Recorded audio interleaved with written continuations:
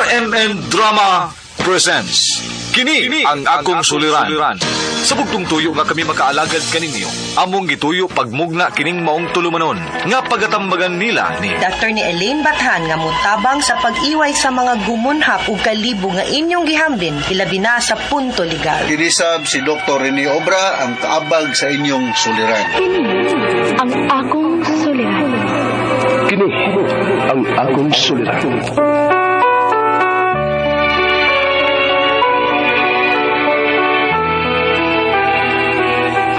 Sa atong pagkaymugso ng kalibutan, gikaluhaan at ang daan sa atong suliran. Ang suliran mo'y kabahin sa itong inadlang panginabuhian. Aba na doon ay suliran nga dili mo mapasan nga ikaw ra. Nagkinahanglan kag katabang aron sa pagsulbad ni ini. Nagkinahanglan kag kahayag na mo'y mulandag sa imong unahuna. Ug tungod ni ini, natawag kini nga atong tulumanon nga naguluhan. Kini ang akong suliran. Kini ang akong suliran. Mga minugbong duwa nga matapos lang sa usag kahugna. Mga kinutlo gikan sa mga suwat sa mga minahal namong tigpaminaw. Busa kung naduna kamoy suliran nga naggumon karon sa inyong galamhan. Suwata ka na og ipadala ning atong tulumanon. Kini ang akong suliran. Aron kabuhatan ka na og duwa sa kahanginan og pagatambagan sa mga bulawanong hunahuna. Kini ang akong suliran. Kini ang akong suliran. Sinumuat ni Teresa Tirul Soria, ubos sa direksyon ni Ingrid Miss Iver Tudaso. Dalit kaninyo sa RMN Drama.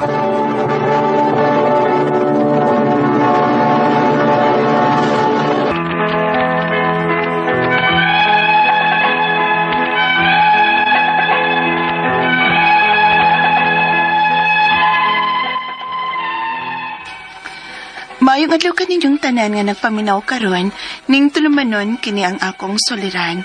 Ilabi na kaninyo Dr. Rene Obra o Attorney Elaine Bathan. Ingon man sa mga artista nga maghatag og kinabuhi ning akong suwat suliran. Tawgalan ko ninyo sa pangan nga Renelyn. 28 anyos, may ka-live-in ug may duha ka mga anak. Taga Toledo City. Punto legal kining akong suliran. Kabahin kini sa akong sitwasyon karon. Wa manggod ko mahigugma sa una kong kaipon, diin may duha ko ka mga anak niya. Og 32 ka tuig ang iyang kamaguwangon nako. Aron inyong hisabtan, sugdon ko dihang 15 anyos pa lang ko. Ingon inyang mga panghita po.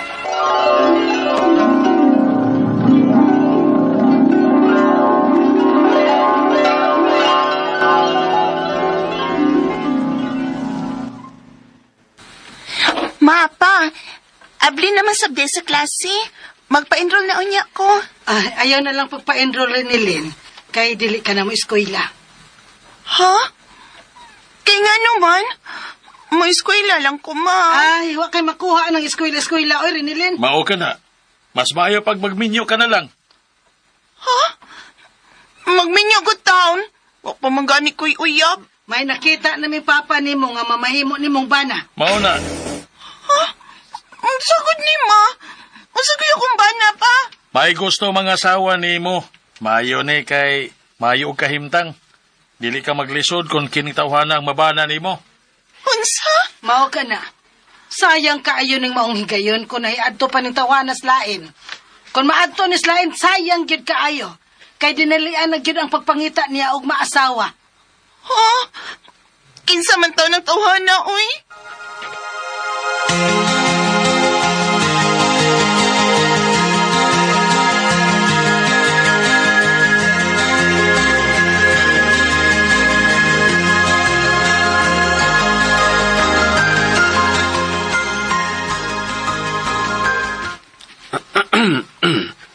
Ako si Berto.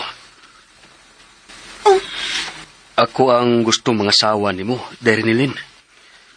Nakailakay ko sa imo mga ginikanan. Mong ayaw kadlok na ko. Dili ko daw tang tao. Pero... Renilin. Renilyn. Oh. Ayaw na lang pagsupak ng papa ni mo. na lang pagsubag-subag ha. Kaya na, nasabutan na namo ni Berto ang inyong kabinyoon. Pero magkuham kay na siya nako pa, uy. Pila na ko'y itadana niya. Korte City anyos na ko, day. O daghan ako na ibawaan sa kinabuhi. Nako, dili ka maglisod. May bahay na ko og yuta o mga kaptangan. Mau ka na, Rinilin.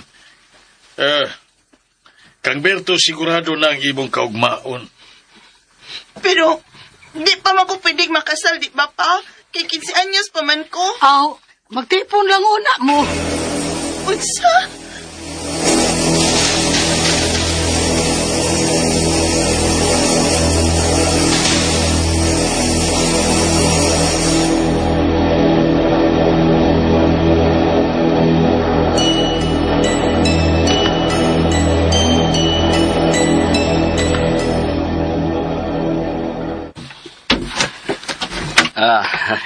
Mao kini nga akong bahay rin ni Lynn. Aw, atong bahay na di ay, kay asawa naman ta ka. Ayaw ka bala ka, dahil ni Lynn. Magmalipayon ka unya uban ako. Ihatag na ko tanan ni mong gusto, o ang gusto sa imong mga ginikanan. Unsa?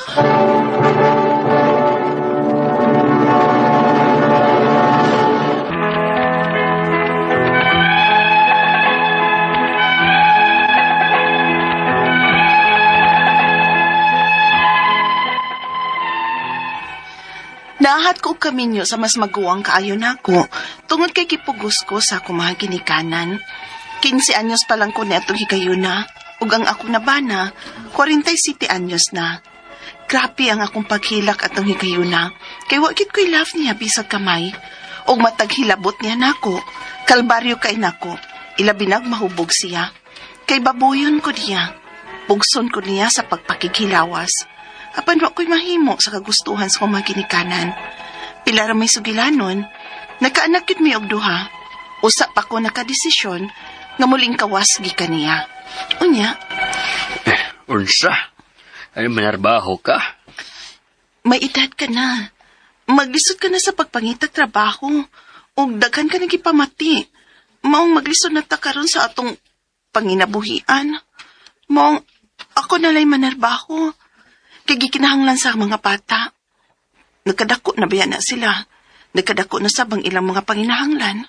Asa masab ka manarbaho? Magulian ka maghihapon din sa ato. Dili, Berto. Kay gusto kong sa gawas manarbaho. Ha? Udsay gawas? Sa gawas? Sa laing nasod. Ma-abroad ko. Mag-OFW. Unsa?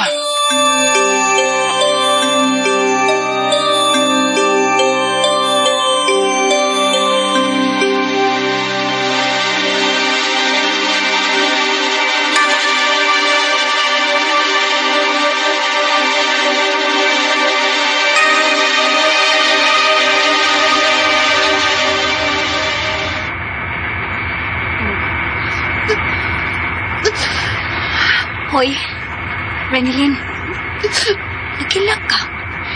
Ako ko ba ang mauni mong gusto? Nga makalingkawas atong kaipon-ipon mo. Nagkahilakos kalipay, uy. Nga sa katapusan, kawasto na gid ko sa animal na kong kaipon, day. Nagkahilaksab ko kay... Nag-uol ko sa ako mga anak, uy. Malayo na ko sa duha. Ay, agwantahan kami ngaw sa imong mga anak. Ang importante nga nakalingkawas ka na sa imong kaipon. O may chance ka nang maminyo o klaro sa tao nga gusto gini mo. Aha.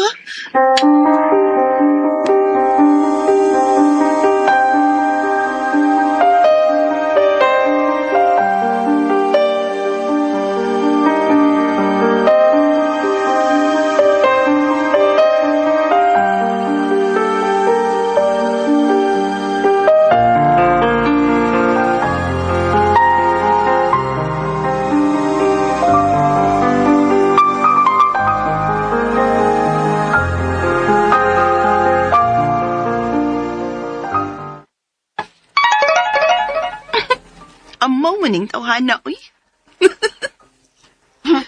Ang nanguyab ni mo? Ang... Oy, nakita na ko nga happy ka kung ka-chat na ni mo siya. Nganong dili mo mo sugton? Ha?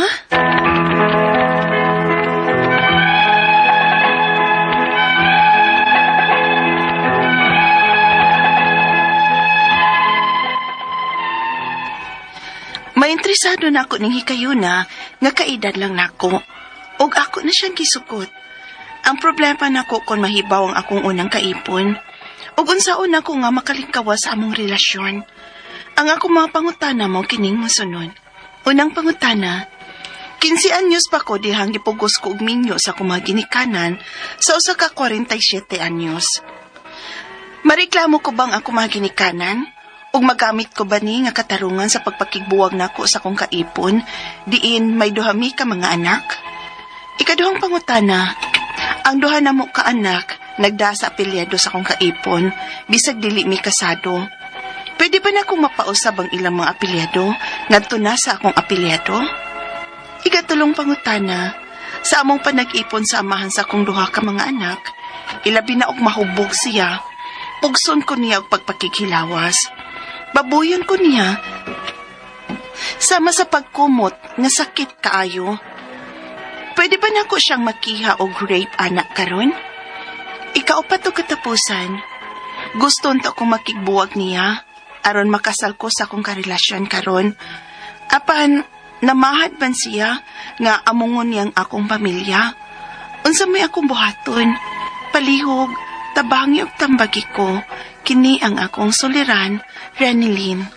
Maayong adlaw mga suking tigpaminaw kini si Attorney Elaine Bathan og ako today ang mohatag ninyong tambag, tubag, solusyon, kalinawan sa inyong mga pangutana, mga problema na may punto, legal, personal nga mga pangutana, mga problema, ang mga naproblema sa ilahang kapikas, sa ilahang crush, sa ilahang dawan, datotga, agoy kada natog mga labels ani guys, ang mga nag-ghost, ang mga wa na tubaga, ang wa nagisin man lang, long press na lang ta, ug tan-aw ang mga nagsige na lag-stalk din ha, agoy. Ang mga napasakitan, ang mga nakalimtan, agoy, mangita taglain, oy, nganugong magmaoy, bawal maoy, aning atong programa, busa ipada ang inyong suwat sa suliran_612@yahoo.com or sa ato ang Facebook account nga, kini ang akong suliran official writers page. Padasad, atong ipadala sa 3rd floor, Jose R. Martinez Building, Osmeña Boulevard, Cebu City. Lain-lain, klase-klaseng pamaagi kung saan nyo pagpadala ang inyong mga suwat o mga suliran diri namo. Ang importante, kumpleto ang mga detalye, hinungdan, sinugdanan anang inyong mga pangutana, mga problema, kay lain-lain baya nga mga sitwasyon, lain-lain pud og tubag og solusyon. No? Taga Toledo City ang ato ang letter sender, tago na to sa pangalan nga si Ranilyn, 28 years old, duha ni iyahang anak, kay hala, na fall out of love, manisiya. I'm so out of love. I'm all out of love. Air supply na to, no? I'm so lost without you. Uy, di manima, no? Kaya ang iyaha kay, kani iyan team song kani, it must have been love, but it's over now. Okay, wa naman siya nahigugmas iyang kaipon, no? Unya, hala, 32 katuig man di iPod, ang ilahang agwat, ang ilahang gap, no? Pero bata pa sad kayo siya ato. Mao ni, this is it. Kay 28 siya, 28 siya karon, 15 anyos, mamansan sila nagkita atong iyahang kaipon. Sumuna ning, wa na siya gusto niya, matod pa niya, naahat siyag minyo atong mas maguwang pa siya, pero 15 anyos pa siya kuno na minyo. So naglibog ko, giunsa nimo pagkaminyo inday, nga di man ka pwede maminyo kung dili ka 18 anyos. Unya 15 man. Karon, di arang laay. Kay, ang ending na aman ang tridor sa last part. Di bitaw. Kay na naman sa'y nakitaan nga para niya maoy dawan. Okay. Unang pangutana. 15 anyos pa ko dihang gipugos ko og minyo sa akong mga ginikanan sa usa ka 47 anyos. Mareklamo ko ba ang akong mga ginikanan ug magamit ko ba ni nga katarungan sa pagpakigbuwag nako sa akong kaipon diin may duhami ka anak? Okay. Dai Ranilyn, ang akong unang pangutana lang gyud. giunsa man pagka-minyo nimo nga di man ka pwede maminyo kung dili ka 18. Yabag sa to imong mga ginikanan kung kinsa man gani na ma'am, sir, nay, tay, tito, tita, sorry kay nga tanan pero yabag mo. Nganong ipaminyo gud intaw ninyo inyong anak nga 15, no? Giunsa, sudod ako gaman ni Ubranis mga papilis. Kay di man pud ka pwedeng hatagag marriage license sa local civil registrar o kung kinsa man itong nikasal nimo, pari ba, huwes ba, kinsa ba? No, balido ba ka ang inyong kasal? Naabag yun kaha kay marriage certificate nga makuha. Kay duda ko, ug naamang gani, pwede gyud na nimong mahimong rason, lig-on kaayo, nga magpaanal ka. Dili buwag physically. Kay kung nasud yun, no, naakay marriage ka ng certificate, inigkuha na to sa PSA, na recorded yun na, balido yun na imuhang kasal. Meaning, at because of the paper, because of the document, pero mahimo yun nimong ipawalang bisa na. Pinaagi ka annulment, kay imong ipakita ang imong tinuod nga birth certificate nga, wa yun ka sa saktong edad, minor de edad ka, pagminyo nimo. Yes, pwede. Pero muingon ka, buhawa lang ka, mubuwag ka, dili na mao ang legal ug sakto nga proseso. Kaysa matas balaod, minyo man ka. Ikaduhang pangutana, ang duha na mo ka anak nagdala sa apelido sa akong kaipon bisan dili mi kasado. Di arawa, di mo nakasal. Mo gud ni usahay, no? Ari na question number 2. Kay ang iya mong gisulti sa iyahang unang sa saysay niya, minyo sila, meaning gitugutan ra mog pagpakig-ipon, no? Now, nganong imo man sang ipaus, dili mo kasado, minto siya gi-acknowledge sa papa ang imong mga bata. Nganong imo man pong ipausab, nga ikaw ra may nawagtangag gugma. Nahigugma man siguro ng imuhang bana siyang mga bata. Unya iya man ang gi-acknowledge. Unya, kung pananglitan mayataps na, ang papa, og naanay mga yuta pohon, di kam ngayo, para sa imuhang bata. No, bahala na, inom po ka nga, di man na ako, ko'y apelido, be. Ayaw, ana, ayaw pahimungte ang mga bata, kung pananglitan, wa na kay gugmas laki. Ikaw may wa, nagpabilin man na siyang amahan. Ang mga bata, magpabilin man pong anak adto nila. Do not deprive. Ako di, jug ko, muuyon ana. Wa gyud ko'y mga ingon-aning mga pangutana nga moingon kog okay ra and yes. Di gyud ko motubag ninyo nga okay ra or mahimo ba. Moingon jud ko nga dili. You know why? Ayog pahimungti ang inyong mga anak kay inosente na. Wa na sila'y labot. Let them decide when mudagko na sila. Ug unsang apelido kisang apelido ilang gusto. But for now, ayaw sila i-deprive sa ilahang katungod nga mahimong anak sa ilahang papa. Tagsara kaayo na naagyo daghang mga laking way puangod. Buntis pa, munigar na dayon kay nahadlok, no, the responsibility. Or pagpanganak, di nahikita, di pa muhatag suporta, wa pa gidang apelido kay wa gi-acknowledge. Kana, nagdana, no, secured kay ka, ngadto. So ayaw lang, para nako, no, dili. Ikatulong pangutana, sa among panag-ipon sa amahan, sa akong duha ka anak, ilabi na og mahubog siya, hugson ko niya pakighilawas, babuyon ko niya sama sa pagkumot, nga sakit kaayo, pwede ba nako siyang makiha og rape anak karon? Well, kana the answer is yes. Kay naman gani marital rape, kay kanang pagpakighilawas, consensual na siya dapat.